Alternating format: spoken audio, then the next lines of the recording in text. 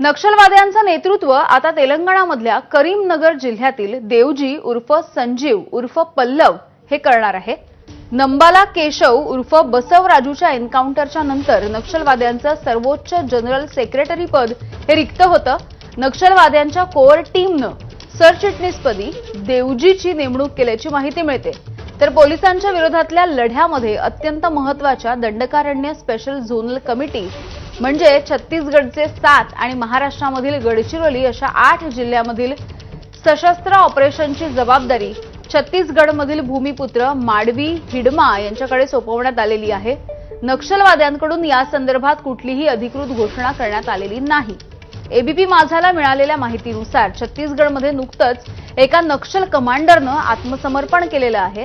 त्याच्या चौकशीमध्ये सुरक्षा दल आणि छत्तीसगड पोलिसांना या संदर्भातली माहिती मिळाली आहे।